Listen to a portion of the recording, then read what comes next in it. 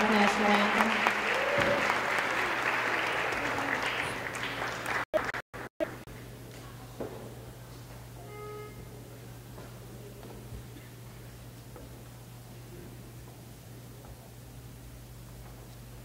Lift every voice and sing till earth and heaven ring. Ring with the harmonies of liberty. Let our rejoicing rise high as the listening skies. Let it resound loud as the rolling sea. Sing a song full of the faith that the dark past has taught us. Sing a song full of the hope that the present has brought.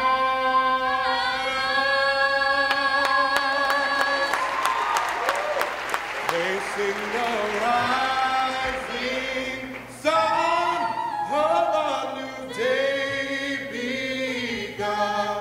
Let us march on till victory.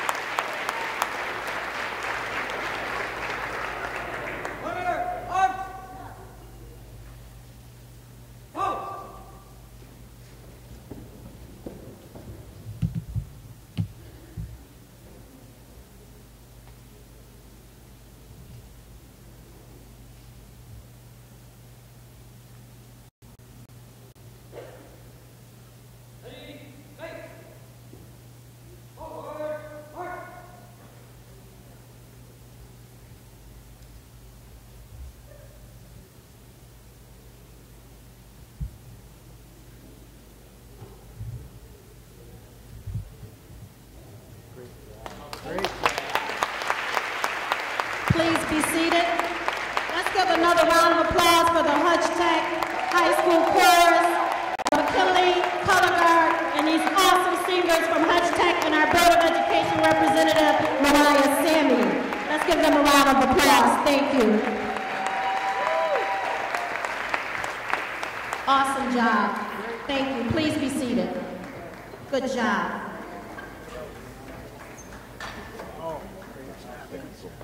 We have so much talent in this district. It's just amazing amongst our scholars and our teachers. Let's give our scholars and our teachers a wonderful applause. And good morning. For those who do not know me, I am Fatima Morel, the Assistant Superintendent of Curriculum, Assessment, and Instruction, and the Guardian of Equity of the Buffalo Public Schools.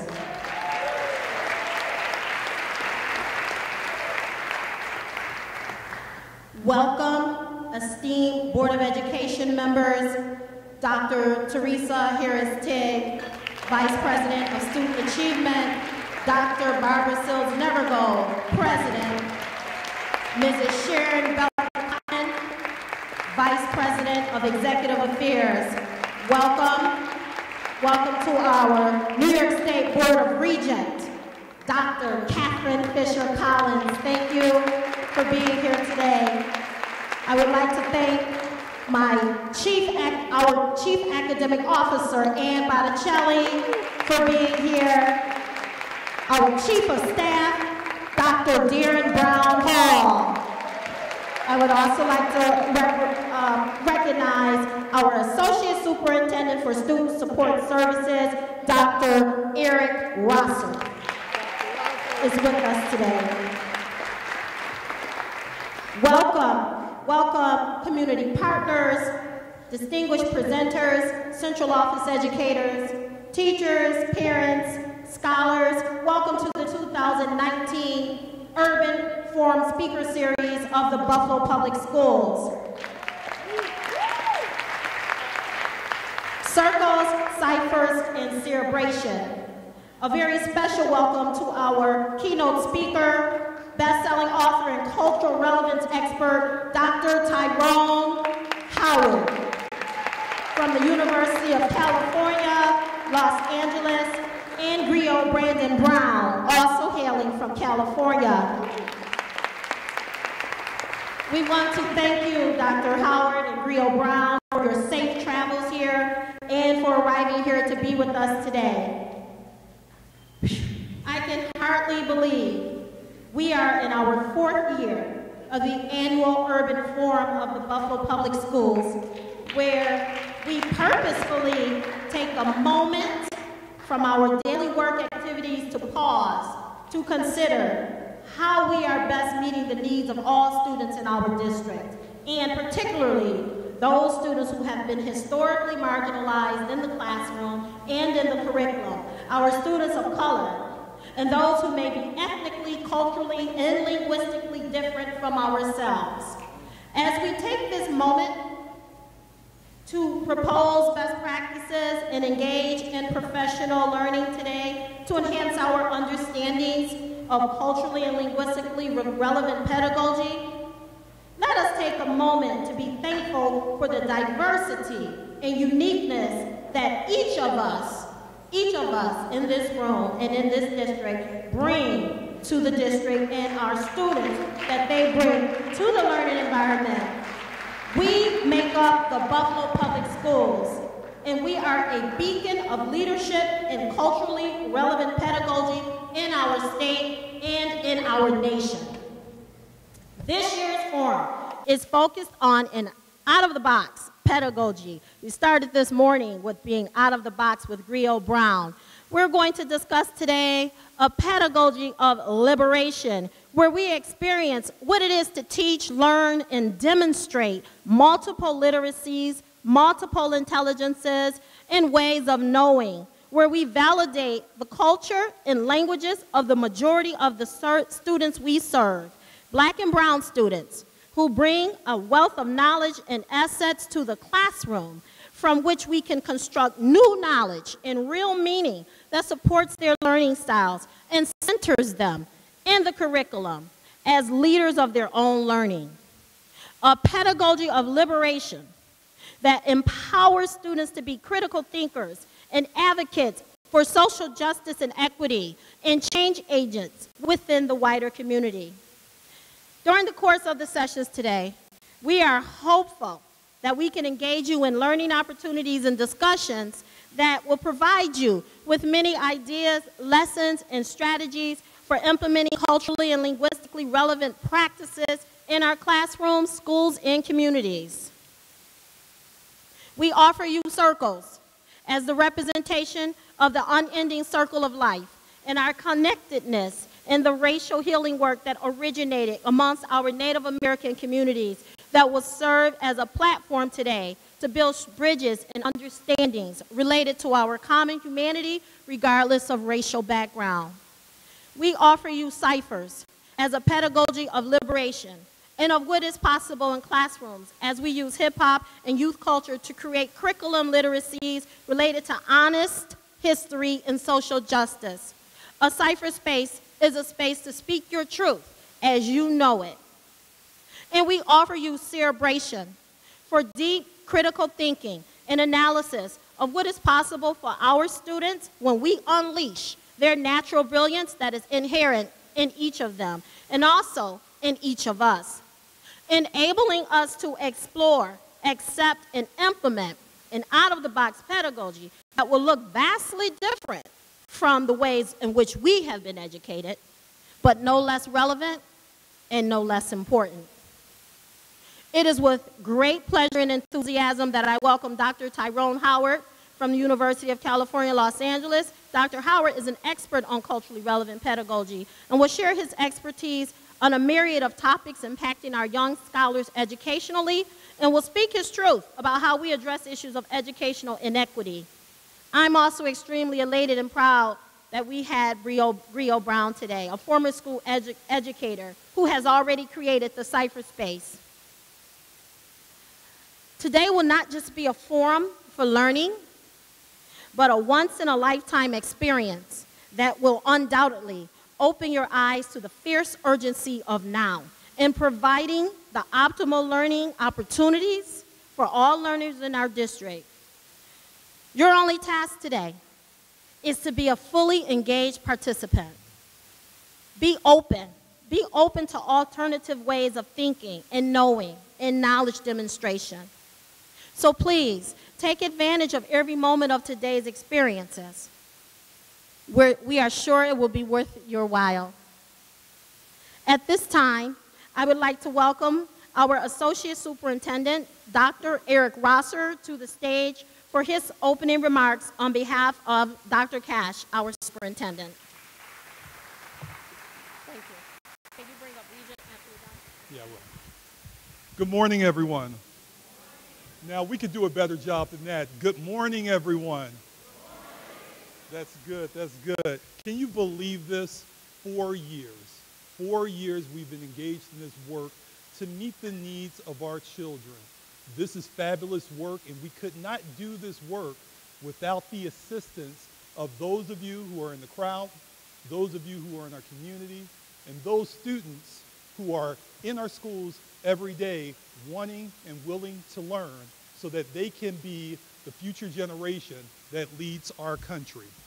I want to welcome everyone to this wonderful event on behalf of Dr. Cash, who could not be here this morning.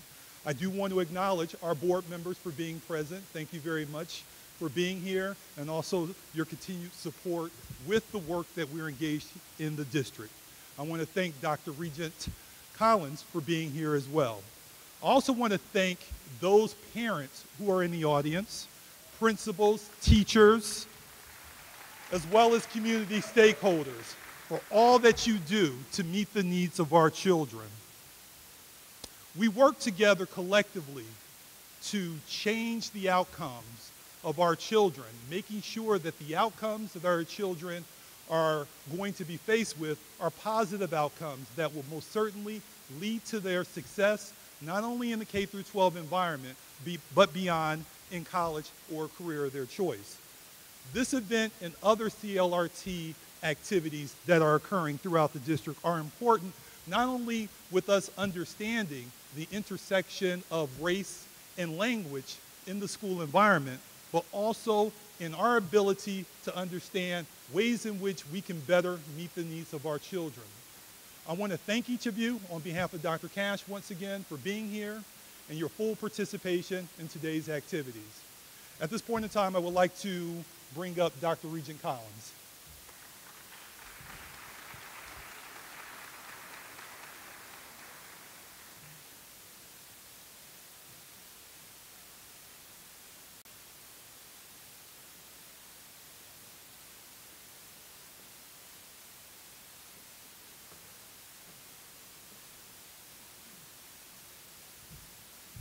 Good morning. I bring greetings from the New York State Board of Regents, which I serve on and have been serving for 4 years, representing the 8 counties of Western New York. Special thank you to Dr. Fatima Morrell for the invitation to participate today in this program. I believe, Dr. Morrell, I was the first guest speaker for this forum 4 years ago. And all of the work that she's doing on behalf of this district. I'd like to take the privilege of the podium this morning and recognize our school board members, Ms. Dr. Tiggs and Dr. Nevergo. And when you take the privilege of the podium, sometimes you take the privilege of the chair, but I'm taking the privilege of the podium because I'm not sure if I'm going to be able to acknowledge the work that's been done by the Buffalo School Board. Ms. Cotman, thank you on behalf of the New York State Board of Regents. However, at this time, I would like Dr. Barbara Nevergo and Dr. Tiggs to stand up. Please stand up.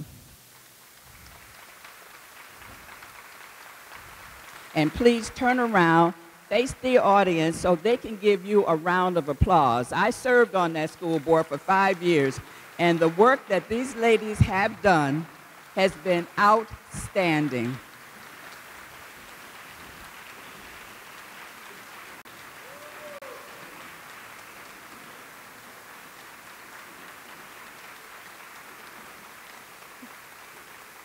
Thank you so much.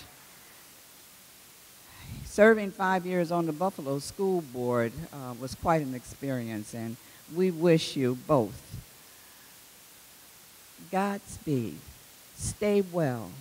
Enjoy your life after Buffalo School Board. I'm really pleased to be here this morning to welcome those individuals who's going to be speaking this morning at the workshops, and our guest speaker here that's representing the University of Los Angeles, I believe. However, I'm only going to be up here for a few minutes. To all of our speakers, thank you for representing your area on the panels as speakers. Thank you for sharing your intellectual God-given gifts, which is your knowledge. It's one thing to have the knowledge, but it's not another thing to share it. And you'll be sharing all of the information that you have that will help to give us that motivation to continue to strive very hard to bring education at the level of equity, which at the New York State Board of Regents we're talking about. We're hoping that each of the districts throughout our state, through their ESSA plan, will show us how you are going to be making sure that all kids in our districts are being treated fairly. That's my favorite word, fairly. I tell my students when I'm teaching, I'm going to be fair in everything that I do for you. And I want you to be fair in those term papers and all of the things that you do for me. Let's get on with this fabulous program that Dr. Morrell has prepared for you today. She also, if you don't know this, just gave a presentation at the New York State Board of Regents. And I would like for you to go online and take a look at the presentation she gave because it was fabulous. And my other 16 board members came up to me and gave Buffalo a real round of applause. Thank you so much for the invitation to be here. Enjoy the day. Oh, yeah, honey. Oh, yeah, darling. We have something for these patients. Okay. Oh, thank you. And I would like to present this to Dr. Collins as a token of our appreciation for all she's doing in the Buffalo Public Schools, and to thank her for her strong leadership, especially on the Male Academy, and for everything you do for MBK and for our schools, and also for just looking out for Buffalo. Thank you so much. You're welcome. I'm looking out for the money, too, to make sure that Buffalo and this part of the state is recognized in all of the budgets, because sometimes I have to remind them that there's life after New York City. Yes. Thank you.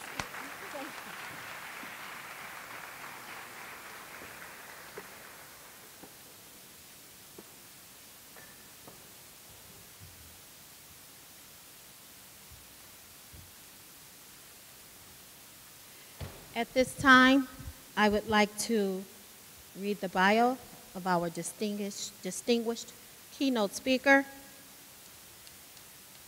His book had been sitting on my desk. Someone gifted it to me with his signature, a young woman that was a friend, and she said, he signed it himself for you.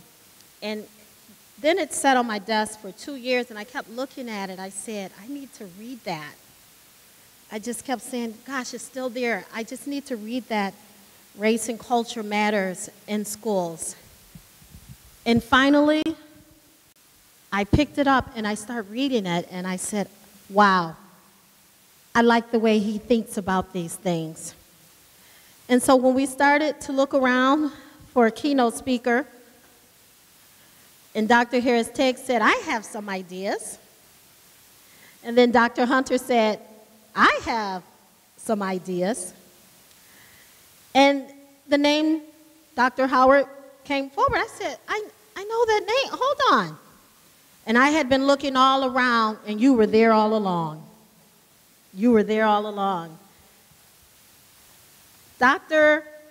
Tyrone C. Howard is a professor in the Graduate School of Education and Information Studies at UCLA. Dr. Howard is also the inaugural director of the new UCLA Pritzker Center for Strengthening Children and Families, a campus-wide consortium examining academic, mental health, and social-emotional experiences and challenges for California's most vulnerable youth populations. He is also the former Associate Dean for Equity, Diversity, and Inclusion. Professor Howard's research examines culture, race, teaching, and learning. Professor Howard has published over 75 peer-reviewed journal articles, book chapters, and technical reports. He has published several best-selling books, among them Why Race and Culture Matters in Schools and Black Male, Peril and Promise in the Education of African American Males. His most recent book, Expanding College Access for Urban Youth, documents ways schools and colleges can create higher education opportunities for youth of color. Dr. Howard is also the director and founder of the Black Male Institute at UCLA, an interdisciplinary cadre of scholars, practitioners, community members, and policymakers dedicated to examining the nexus of race, class, and gender of school-age youth. A native and former classroom teacher of Compton, California, Dr. Howard was named the recipient of the 2015 UCLA Distinguished Teaching Award, which is the highest honor provided to teaching excellence at the university. And in 2016, Dr. Howard was listed by Education Week as one of the 50 most influential scholars in the nation in forming educational policy, practice, and reform. Ladies and gentlemen, it gives me great honor, pride, and enthusiasm to present our keynote speaker for Urban Forum 2019, Dr. Tyrone C. Howard. Let's welcome him.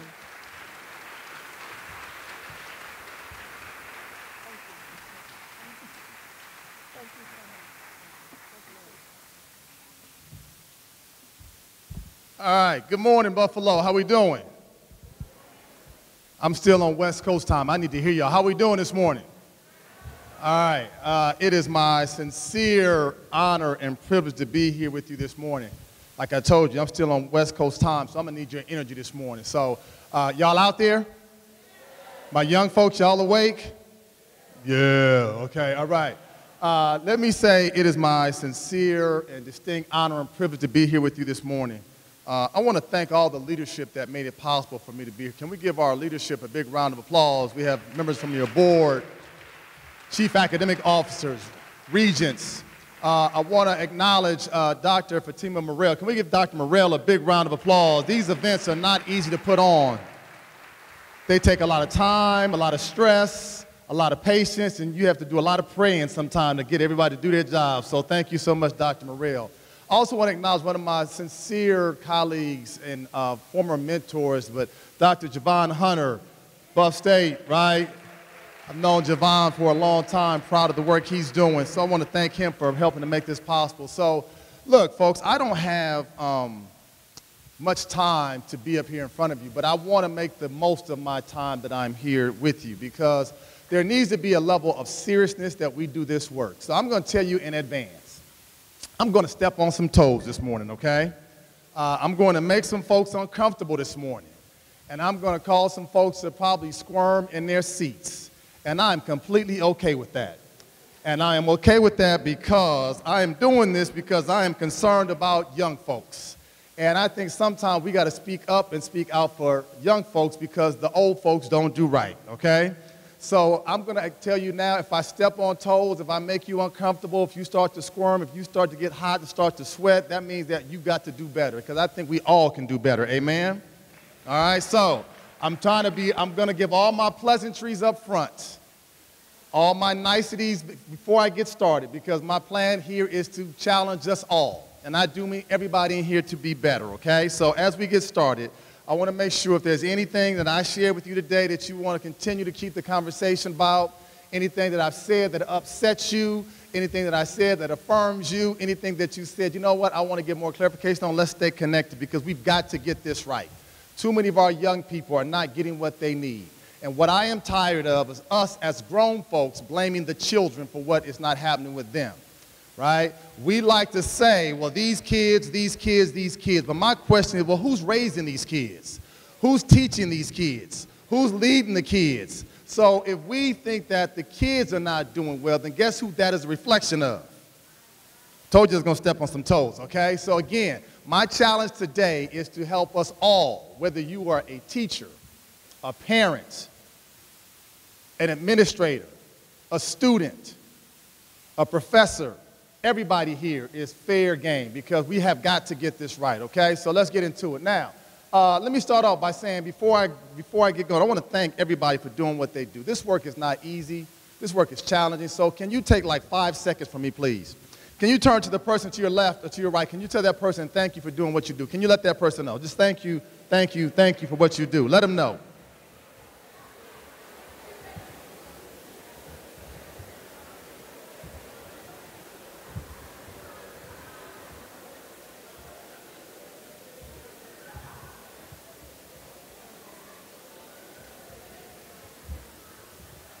Okay. Now we got all the thank yous out the way. I want to say, first and foremost, to all the adults in the room, before I step on your toes, I want to be sincere here and thank you for doing what you do. Education work is not easy. Education work requires lots of hours, dedication, sacrifice, and commitment. And every single day, folks in here, the grown folks, take the time out to invest in other people's children.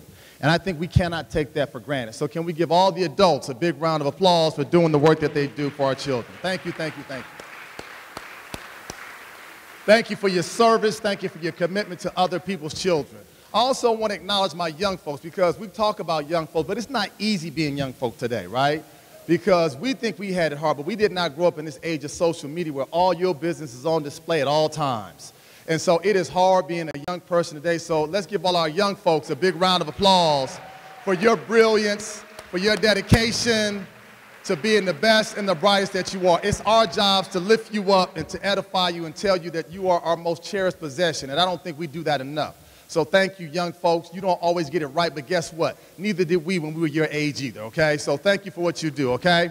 All right, so now, I want to frame this by saying I think it's time for us to move from safe spaces to brave spaces, okay? So I make this distinction because here's what happens, folks. We've been having safe spaces for a long time. Safe spaces basically say we are to create these opportunities to have conversations. We want everyone to feel good, to look good, to be okay, and we want to do it in a very nice way, and I think that's important. But I think it's time for us to stop being safe and to move to a more bolder space, a more braver space. And I think brave spaces mean we have to start having conversations that we don't want to have, but we are long overdue. And I'm going to start some of those conversations today. And I may not start it in some cases. In some ways, I may only just reinforce the conversation that folks have been having. But I think brave space says we have to start being uncomfortable. I think that it's imperative for us as adults to be uncomfortable sometimes, for our young folks to be comfortable. And if it requires us adults being a little uncomfortable to make our young folks more comfortable, I think that is worth the sacrifice. Because what we've got to realize, older folks, is that many of us being comfortable has caused lots of these young folks to be uncomfortable every single day. Okay? Many of us, I'll say it again, many of us being comfortable has caused young folks to be uncomfortable every single day. They walk in classrooms they don't want to be in. They walk through hallways they'd rather not be a part of. And they're in an atmosphere oftentimes that tells them that they're not worthy of our time, they're not capable of brilliance, and they don't have what it takes to be successful. So I'm going to ask us today to move to being brave. And this brave space conversation means we have to stop pointing fingers outward and start pointing fingers inward. Where can I be better? What must I do?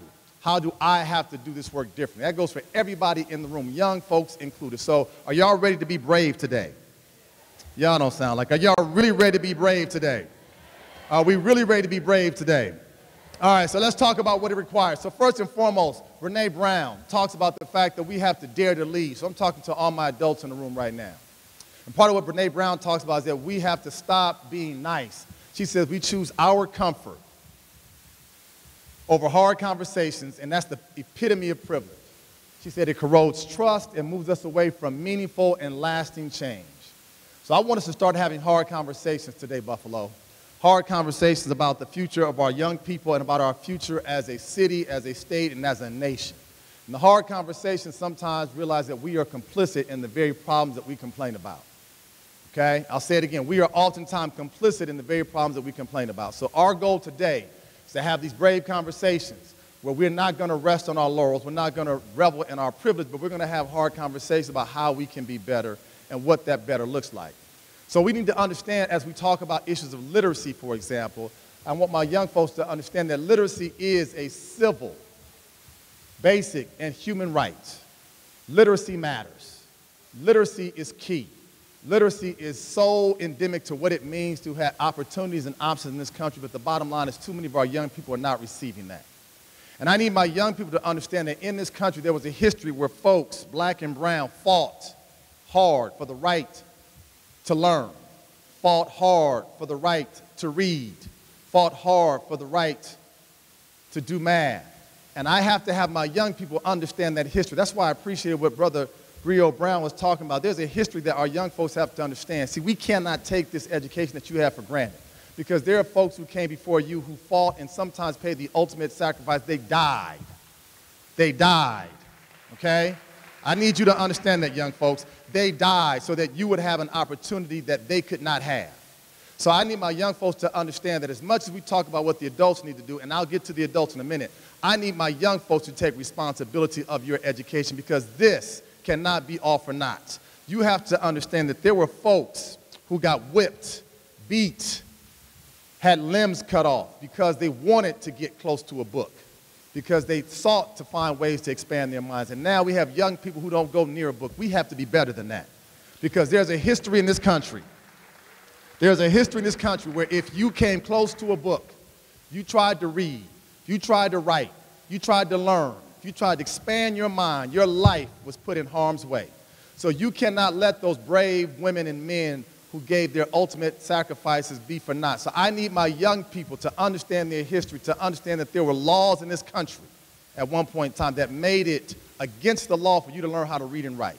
Now we have free public education, and we have young folks who still don't seem to understand the importance of that. So young folk, I need you to understand this history. Your literacy is important to your history. You got that? Never let anybody take away your education. Once you have literacy, it is with you for life. Got that? Understand that history, okay? Know that history. Got to know that history, okay?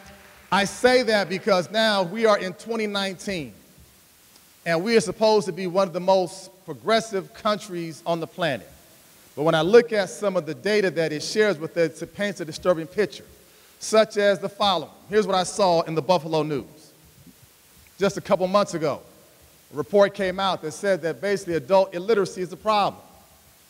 3 in 10 adults are functionally illiterate, okay? 3 in 10, that's 30%. That's a huge number. So we have to ask ourselves, what are we doing as a system where we allow people to not get what they need to have in order to be functional literate in our society? That number should cause all of us to be upset and outraged and alarmed because we all have responsibility in that. And as I talk to some folks here locally, they think that number is probably a conservative number, that the number might be considerably higher. We cannot be a progressive society when 3 out of 10 folks cannot read past a 6th grade level of education. That's all of our responsibility. That's why literacy has got to have this sense of urgency. We have to help folks get what they have in order to be successful. So we have to bear some responsibility of what that looks like. So why is it that we have adults who get to that point when we don't advocate on their behalf? The reason why adults get to this point is because we look at the data on graduation rates in Buffalo public schools. Okay, I told you it's going to make some folks uncomfortable. Okay? And the reality is, when we look at what the graduation rates in our high schools, we should all be upset. We should all be ashamed of ourselves. We should all be embarrassed by the data, and I know you're making progress, let me be fair. But the progress is not enough. And you all know these schools much better than I do, but as I looked at high school after high school after high school, there was a real clear trend that seemed to be emerging. And you all know what this is. I told you, we're going to have brave space conversations. We're going to say the things that need to be said. The very high schools that have more black and brown children have the lowest graduation rates. Okay? And the high schools that have the higher graduation rates tend to have more white children. So part of what we need to do, folks, is have this hard conversation about race. Why are we okay with so many black and brown children failing, yet we are completely accepting of the fact that in white, more affluent schools, the graduation rate is in the 90th percentile? That means we are okay with certain students failing. We are okay with the illiteracy rate at 30% being what it is and possibly growing in some ways. We have to find ways to do better. And I even looked at where we are right here at East High School. The number's 50%. That's just unacceptable. Now, you can tell me all you want to about, well, those data aren't where we are now. Well, unless you're at 100% for every school, there's still room for improvement. And every adult in this building, every adult bears some responsibility for these data, okay? We have to ask ourselves, what is my role as a parent? What is my role as a caregiver? What is my role as an administrator? What is my role as a school board member? What is my role as an educator? And how do I contribute to that? Because we're all responsible for that right there. We cannot celebrate our children when they do well and take credit for that, but then want to turn our backs when we see the numbers looking like what they look like. Can't have it both ways, folks. If we want to be proud and stick our chests out when we see our children doing amazing things, as we should, we also have to hold our heads in shame and say, how do we allow this to happen? So we need to talk about why we see this happening, because the reality is this is all about a pipeline. I talked to you about the 30% of adults who are literate. I talked to you now about the fact that we see so many of our young people not finishing high school. Well, it goes back even before that. But let's look at our reading scores in third grade, because here you can tell where the problem begins to start. Because you look at in this country, this is not just a Buffalo problem. This is a United States of America problem. Okay? You look at our third grade, fourth grade reading scores. I look at a couple of different groups. I look at our black students, our Latinx students, our poor students. Less than 20% are reading at grade level. Again, how do we have technology to be able to send text messages around the world, but we have not taught young people how to read? How do we now talk about sending satellites to Mars, but we don't have the ability to teach young people how to read? See, I think it's not a matter of whether or not we know how to do it. We know how to teach people how to read. The question is, do we think everybody deserves to learn how to read? That's the question, okay? We are okay with some folks failing in this country, okay? We are okay with black folks, brown folks, poor folks, immigrant folks not learning. We have got to be better. We cannot say we're progressive as a country, as a nation, yet we have so many of our young folks who are not learning how to read by the time they leave fourth grade. And here what we know is the reality. If our young people are not reading by fourth grade, my educators know this, the likelihood that they'll ever be at grade level is not very high.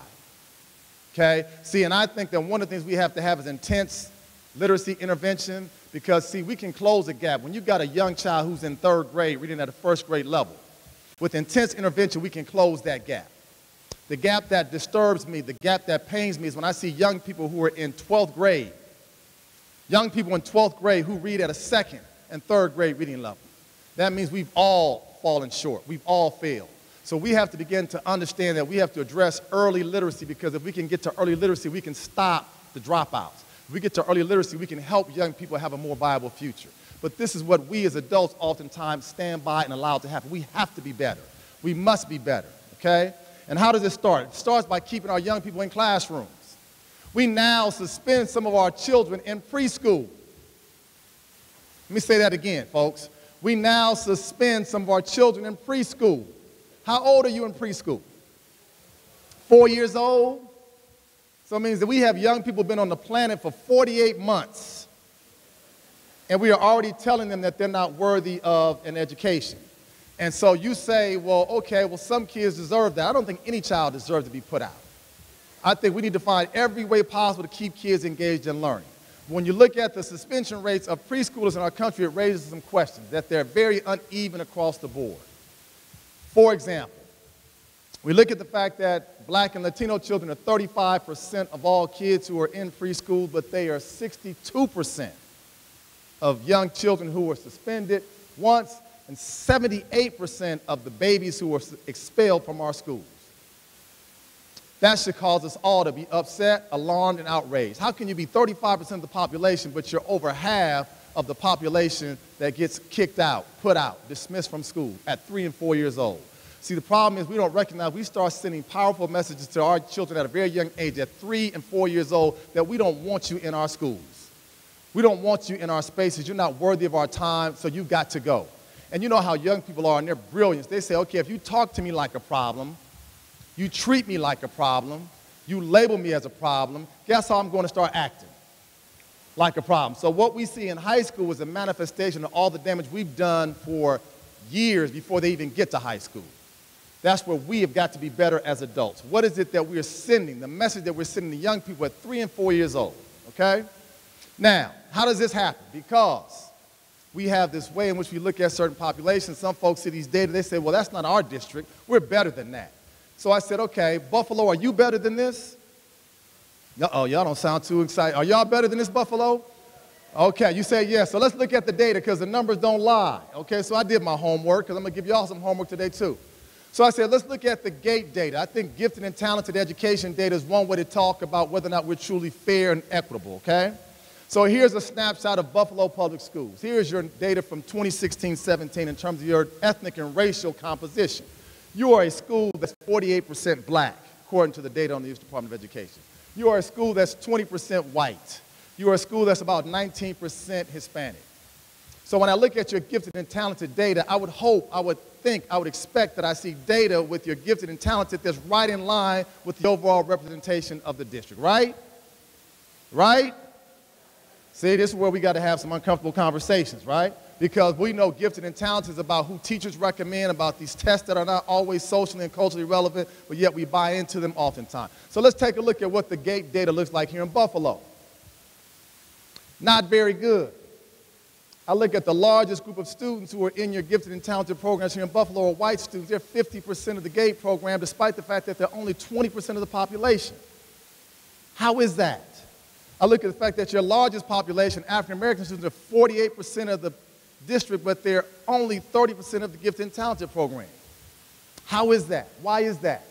I look at the fact that Latino children are 18% of your district, but they're only 8% of the gifted and talented program.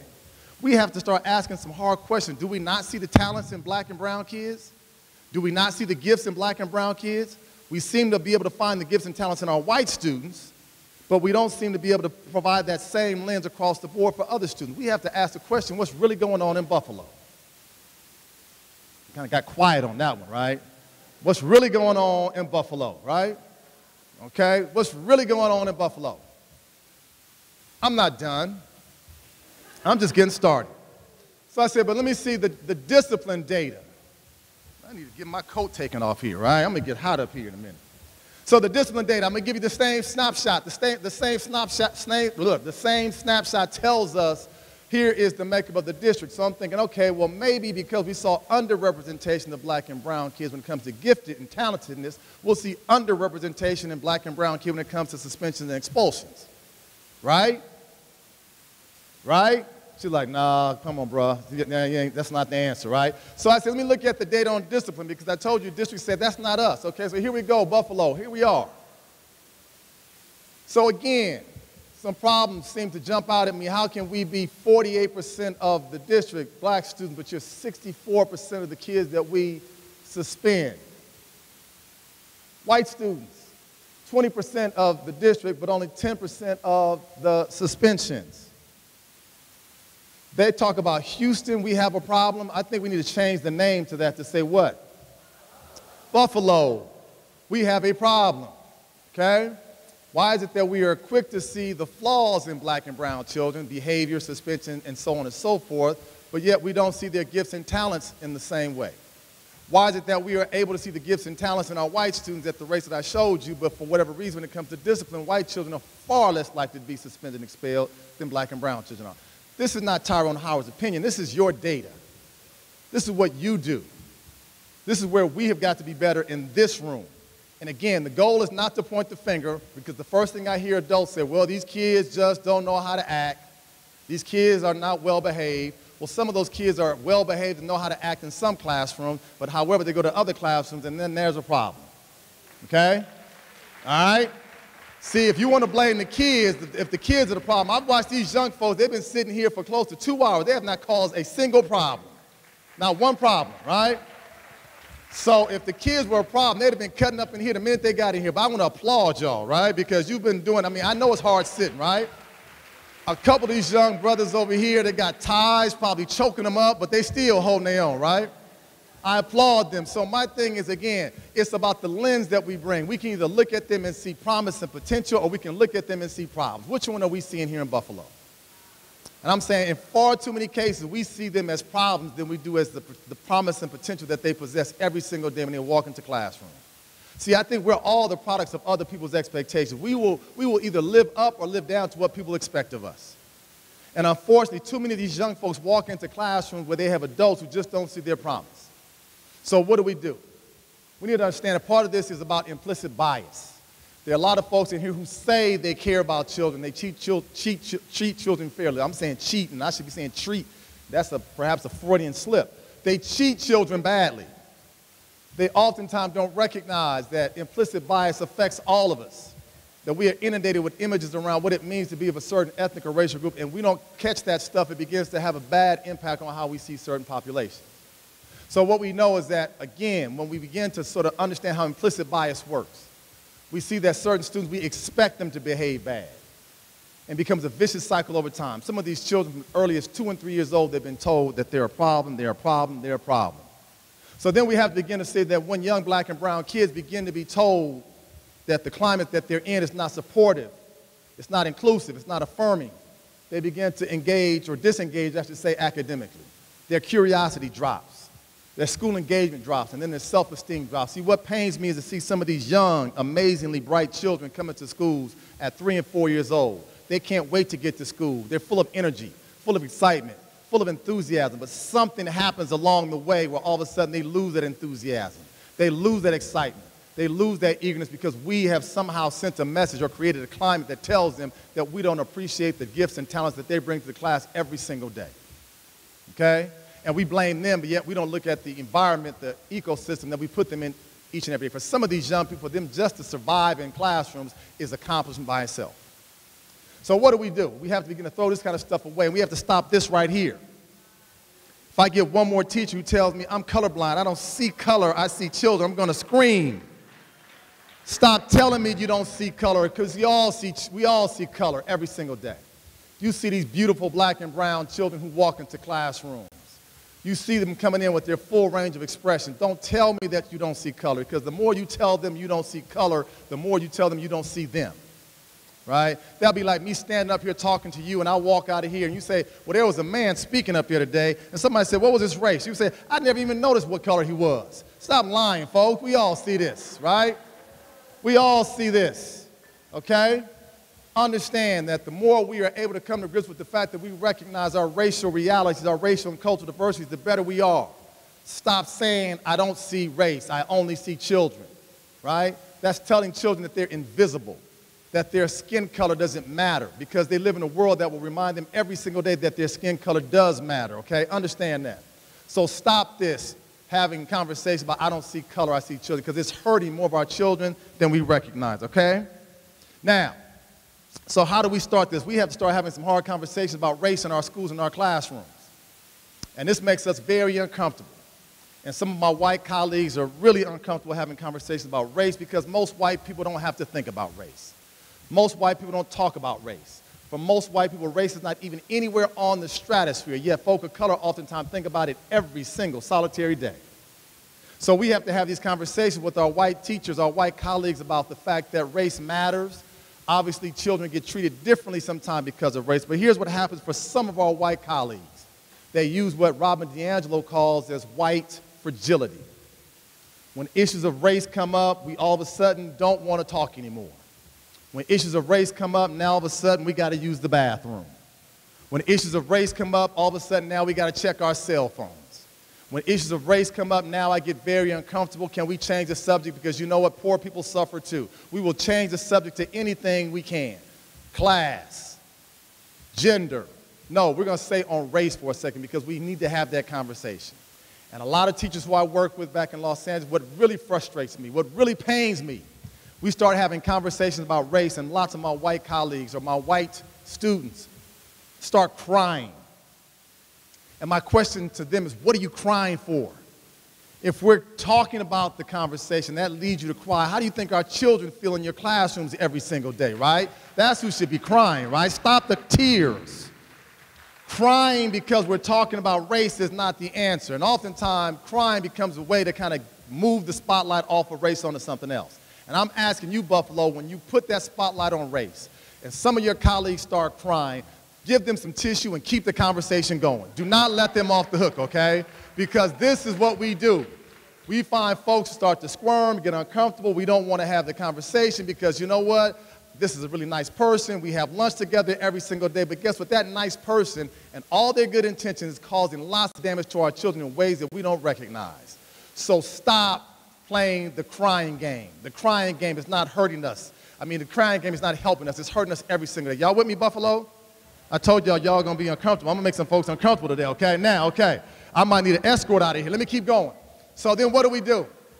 You need to understand, okay, I told you I was going to give some homework today because oftentimes some of my white friends say, well, what can I do? I need to be better. I said part of what you need to do is start reading, start understanding the black and brown experience, okay? Don't just tell me you have a black friend, so therefore you know black people. No, you don't.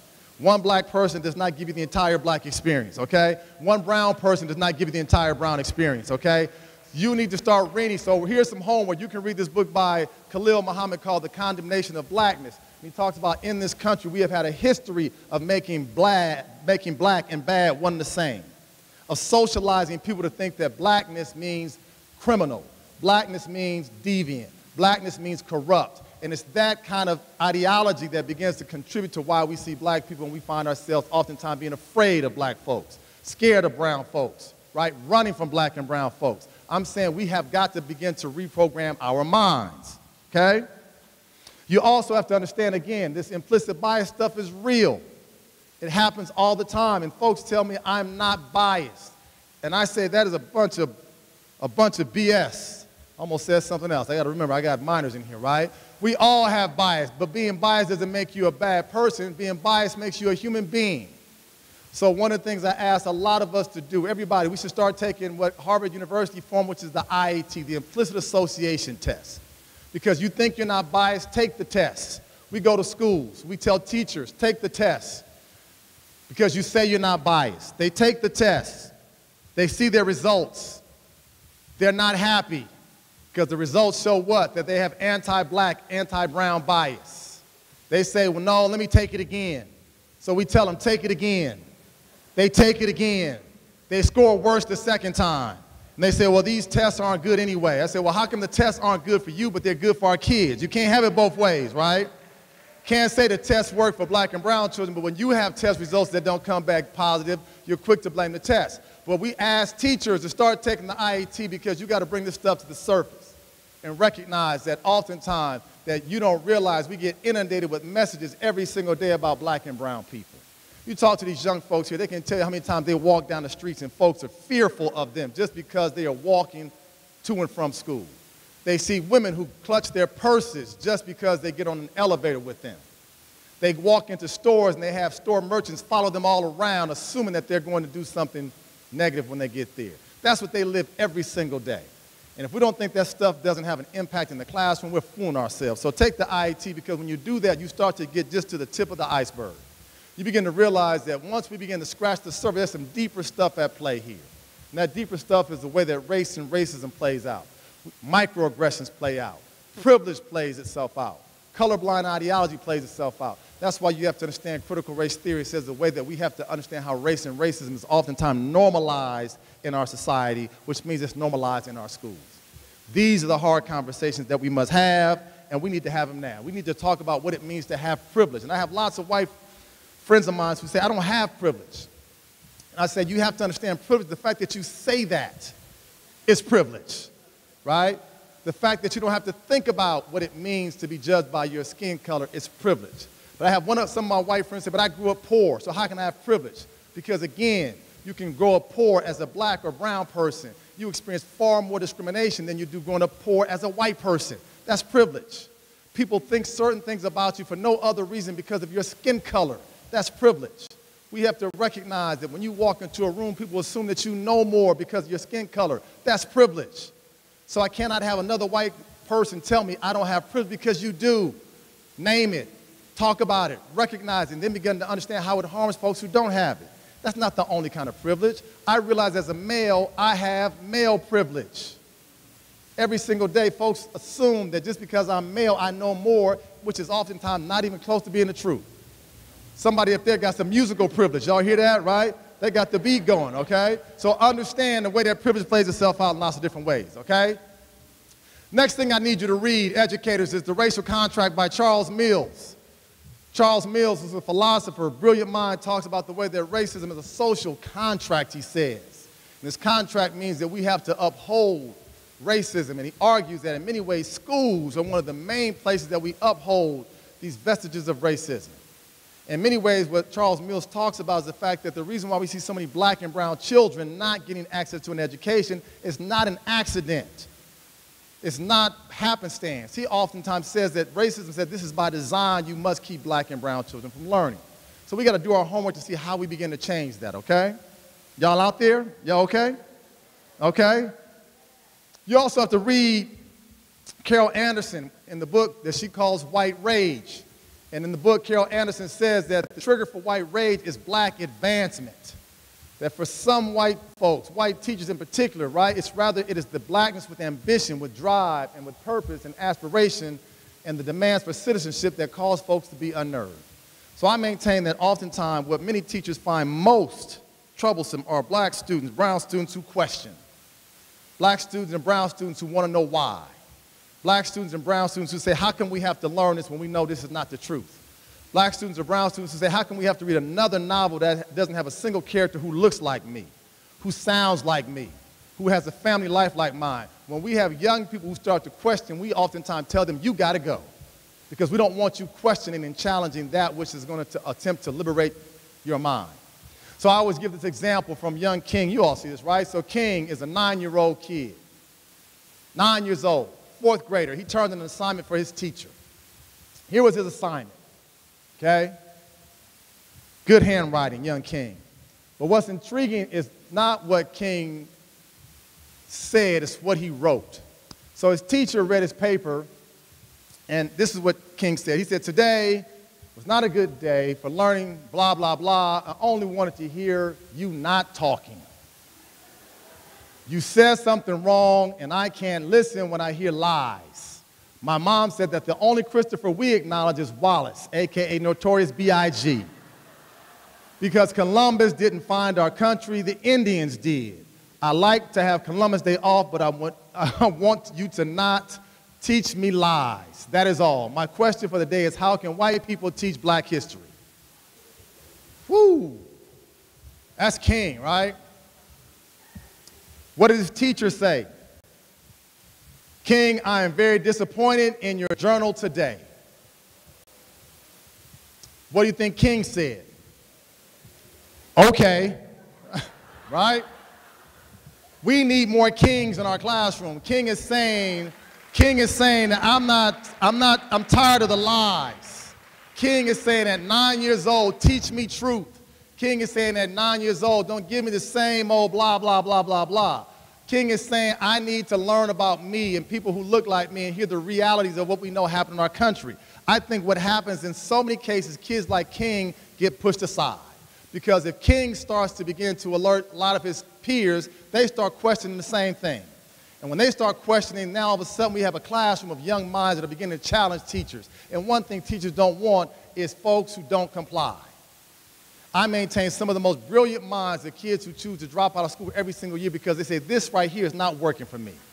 Not working for me, okay? So we have to figure out how to think about schools differently, how to do schools differently. So again, we have to incorporate more culturally responsive, this is what this is all about today, right? More culturally responsive teaching into what we do, right? Our kids learn better when they learn about themselves. when they engage in textbooks and literature that tells their story, their history, their challenges, their struggles. Too many young people, black and brown children, say they have to read again about Johnny Appleseed. They say, I don't know nobody named Johnny, and I don't know anything about an apple tree and an apple seed, right? So the question becomes, why don't we have more literature about the young people who we are teaching every single day? Why don't we have more content about their struggles, about their day-to-day realities? Part of what we have to understand, folks, is that at the end of the day, that literacy is about powerful knowledge. And when we incorporate culture into literacy, our young people will fly through the roof. There's no limit to how far they will go because they will be learning about their stories, their neighborhoods, their homes, their families, their history, okay? So how do we begin to do this? I give you the example of freedom schools. Freedom schools, freedom schools, freedom schools. Everybody needs to take a look at the Children's Defense Fund's Freedom Schools model. Freedom Schools says that, you know what, we take black and brown minds and we see their brilliance and we tap into that brilliance. We see culture as important to learning. We make culture endemic to what young people do. We help to create a love for learning. This is an intense 6-week summer program to help prevent summer reading loss. And what we see young scholars do in these programs is amazing because what they do, they center reading around high-quality academic achievement. Freedom Schools also make sure that there's about social action and engagement. Part of what we help young people understand is that they can be change agents in their communities. They all have to take on a social problem in their neighborhoods and come up with solutions for those problems in their own neighborhoods. That's what makes learning come alive. Then they have to engage in what's called intergenerational servant leadership development, where they're engaging with their parents and grandparents to understand the sacrifices that their forebears have made for them to be there. We ask them to interview elders in their neighborhoods and their community because this is what literacy is all about, learning about that which is connected to you.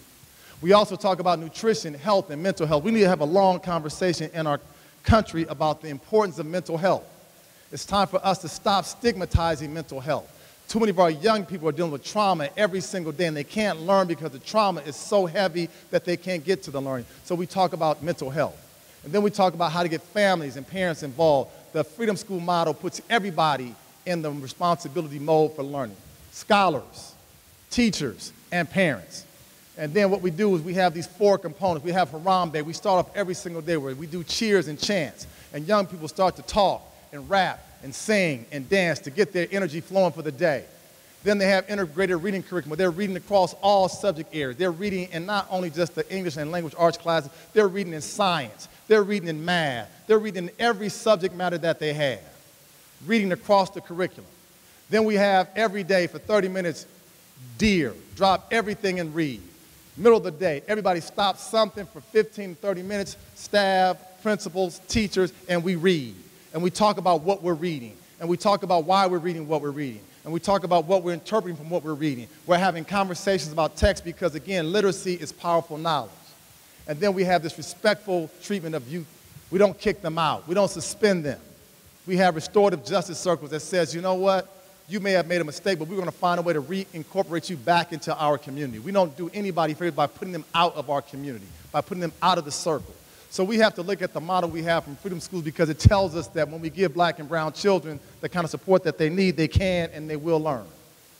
We also know that over the course of a very short 6-week period, we see increases in how well those students do in their reading. We see scores increasing 15, 20% when it comes to reading comprehension, when it comes to vocabulary mastery. So I'm not telling you this is just a feel-good. We see the outcomes change when our young people have the ability to engage in culturally and linguistically responsive curriculum. We also see, again, they enjoy reading. They talk about they oftentimes read with their parents. They talk about the fact that they feel excitement about reading new information. All across the board, all of our data tells us that when young folks are engaged in literature and literacy that's about them, the outcomes are for the better. This is not rocket science, folks. We know what it takes to engage young people in literacy. The question is not do we have the skill to do right by our young people. The question is do we have the will to do right by our young people. The Freedom Schools model says we do not accept failure. If our kids have not learned it, that means we have not taught it well. Okay, let me say that one more time. If our kids have not learned it, that means we have not taught it well. We oftentimes have an approach as educators say, well, they didn't learn it, that means they just didn't want to learn it. How about we reflect on ourselves as educators to say, how do we do a better job of teaching to our young people, okay? We also see here the things that our young scholars say about freedom schools, right? They start reading more. The books that they read, they enjoy. It made them read more because it made reading cool because they actually never liked reading. We have some of the most reluctant readers who come to freedom schools and now they can't put down a book. Makes them feel smarter. They see the improvement because they're given constant encouragement, right? They spend more time reading books as opposed to watching TV and playing video games. Come on now, folks. When you got young folks who say, I'm cool on the video games, I'm cool on TV right now because I want to read this book that I'm in, then we're doing something right. This past summer, we had the scholars reading the book called The Hate You Give by Angie Thomas, right? You all know that. These young folks could not stop reading that book, right? At the end of the period, bell rings, time for them to move on. They said, can we stay another period because we want to keep reading The Hate You Give because it's about them. It speaks to their reality. It talks about their circumstances. We know what it takes. The question is, again, are we willing to do the right thing? So I'm asking us to reimagine what schools look like, to reimagine what classrooms look like, to reimagine the very way that we engage our young people because we have models out there that tells us that we engage these young people. We affirm these young people. When we love on these young people, there's no limit to how far we can go. Yes, I did say the word love. We don't use that enough in this work. Love. Say it with me, folks. Love. Love. See, here's the litmus test, folks. I say this all the time. Do we give other people's children the same time, commitment, effort, energy, and love we expect to be given to our own children? And I hate to say a lot of educators are cheating other people's children. Because if you saw somebody giving your child, come on now, I'm going to start now. If you saw somebody giving your child the limited access to education, not challenging them, lack of rigorous curriculum, basically writing them off, we'd be ready to have somebody's job. So if it's not good enough for your child, then guess what's not good enough for anybody's child? Okay? So we have to start having some hard conversation with some of our colleagues because some of our colleagues, they have done a phenomenal service in the time they've been in this profession, but we have to start having some hard conversation about whether or not it's time for some folks to just leave the profession. Okay? Because we have lots of folks, I'm just calling a spade, who do lots of damage to our children because they just don't believe in their ability to learn. And when you stop losing your desire to see children be the best they can be, you have to ask, maybe it's time for me to do something else. And not only do we have to think about the folks who are currently in the profession, but on the flip side, folks like me who are in universities, we have to think about who we even let in the profession. Because some folks we let in should not be in the profession, okay? So we have some hard work to do. Each of us can be better. Each of us can begin to reimagine the way we do this work. We have to begin to think about how we restore, refurbish, and rethink the way we teach our most vulnerable populations. And among them are young black and brown boys, who I'm oftentimes most concerned about because across the board, I look at the data, and our young black and brown men are not getting the education that they need and deserve. And too many jails and prisons across this country are full of young black and brown minds and bodies. And I'm in the state of California, much like you are here in New York, where we have a for-profit prison industry that is growing because we would rather incarcerate than educate. And you look at the money we spend on for-profit prisons that continue to incarcerate black and brown minds. And I'm saying we have to begin to understand that the way that young men talk about their own realities is different than how we see them in schools. We need to humanize our young men, see them as loving and caring and sensitive. Many of them are helping to raise younger siblings, caring for their parents and grandparents, working a part-time job and in school as well, helping elders in their neighborhoods, humanize them. I had a teacher who told me recently, she said, I like most of my students. I don't love any of them. What does that mean? If you don't love any of them, maybe this work is not for you anymore, right? This is the conversation we have to have, especially with our young black and brown boys, right? See, we love them, we say, or we like them when they're 3 and 4 years old and they're cuddly, but then they get to 10, 12, 14 years old, all of a sudden now we don't have the same love. Ask these young men, they'll tell you, right, how teachers look at them differently. And I see too many teachers who are just out and out scared of some of our young folks. Scared. You can't teach somebody that you're afraid of. Cannot do it, folks. And let me be clear about this. Because oftentimes there's a tendency for us to beat up on our white teachers because we say our white teachers aren't doing their jobs. But I want to be clear about this. it's not only white teachers who are culprits in this work, okay? Black teachers are oftentimes equally as complicit. Brown teachers are equally as complicit, right? I'm not talking about a skin color here. I'm talking about a mindset of folks that do not see the best and brightest in our young folks. And so at the end of the day, I could care less about your skin color. If you're white, if you're black, if you're brown, blue, red, or green, if you're doing damage to our children, perhaps you should find some other work to do, because this is not the place, okay? All right. Let me get ready to close. I know my time. I see Dr. Morrell looking at me, okay? So we have to begin to understand that we have to examine issues of race in school, because we have to read, expand our minds. We can't tell our young people to read, but yet we don't do that ourselves, okay? We have to enhance our knowledge base, begin to understand, like Rich Milner talks about, the ways in which race and class intersect. We have to understand, like Monique Morris talks about, that we talk about black boys, but now we are punishing more black girls in some states than we are black boys. So let's not forget about our young girls and what's happening to them. So we have to understand there's a history of how we've done this, but we have to be better if we're going to transform our schools, okay? Let me get to the basics, and I'm going to close, because I talk about reimagining, but then there are 5 essential elements that we cannot get away from when it comes to helping our young people with literacy, okay? You all know this, and I got to get my secondary folks to understand this. When it comes to reading, we need to help our young folks get basic phonemic awareness. Y'all with me on this? Because phonemic awareness means that you didn't have what? An understanding of what? Phonics. Phonics. Don't tell me that you can teach reading without phonics, okay? Y'all remember, my older folks remember this. Remember the white boxes, the SRA kits you had in school? Right, that's how I learned how to read with phonics. We used to have this big debate between phonics and whole language. Which one was the best approach? It was like a big gang war. Which side you on? You're on the phonics side or the whole language? Phonics matter, okay? Teach our kids phonics, okay? Fluency then becomes important. Okay, secondary teachers need to understand that once we have that, we can help our kids identify words accurately and fluently. Then we begin to move toward vocabulary. Once we have vocabulary, then we have what? Comprehension strategies. We want to assess the comprehension strategies, and our kids never got the phonics and the phonemic awareness down pat. We got to go back to the basics as we begin to reimagine, okay? I say that because we are letting too many of our young folks fall through the cracks. Frederick Douglass said it best: once you learn to read, you will forever be free. Not temporarily be free, forever be free. We need these young folks to be free. This is our future. If we fail them today, guess what, folks? They're going to fail us tomorrow. It might pain you to think this, but if we do not take care of them today, we are all in trouble tomorrow. These are our future physicians, our future CEOs, our future healthcare providers. If we do not do right by them, don't you complain 10, 15 years from now when you can't get the service that you need, because they will remember us. So I try to be nice to young people. I try to be dignified with young people. I try to be respectful to young people, because one day I'm going to need young people, okay?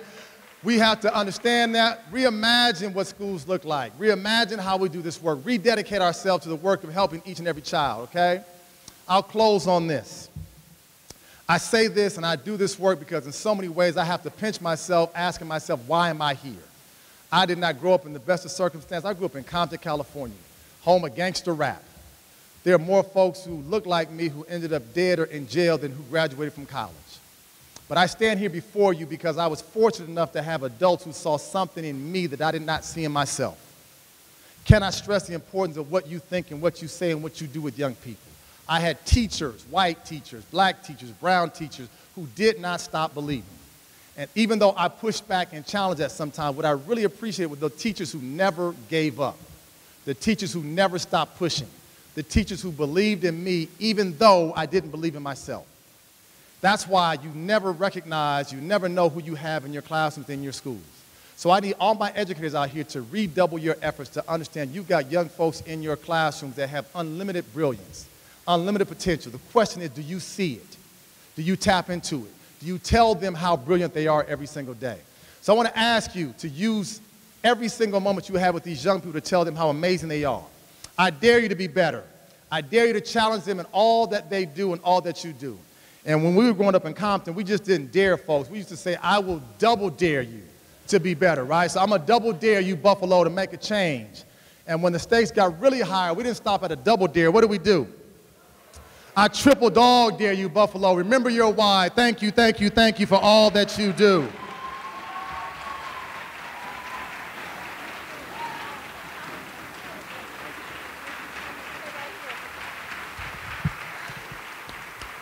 Awesome, awesome, awesome. Thank you so much, Dr. Howard.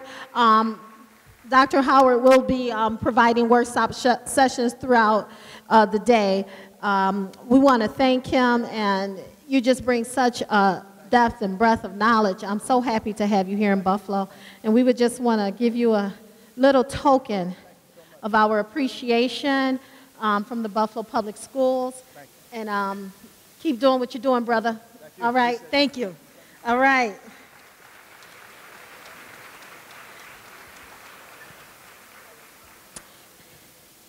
And so I finally would just like to just thank Dr. Howard again, thanking Dr. Rosser, our regent. Want to give Ann Botticelli and Dr. Cash a big thank you for all their support. Definitely Grio Brown, want to thank you for your performance.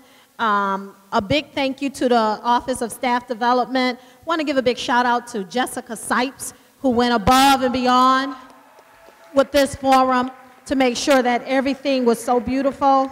I want to thank our CLRT chair, Kelly Baudo, who does the quiet work from the background and really makes everything come to the foreground. I want to thank the Culturally and Linguistically Responsive Teaching Committee and the Division of Curriculum and Assessment and Instruction for hanging in there with me, for doing all the hard work that is needed to be done to implement Urban Forum each year. Without my backbone, my team, this just could not be possible. A special thank you to Dr. Brown Hall for being here today, our board members for being here. Thank you so much. And all of our presenters, once again, I just want to say thank you. Each year, it just gets better and bigger, and we're more courageous. And now we're creating those brave spaces rather than just those safe spaces. So thank you.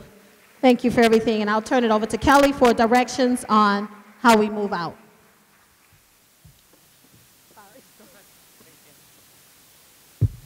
Good morning. Inside of the blue folder that you received this morning should be an individual schedule for every person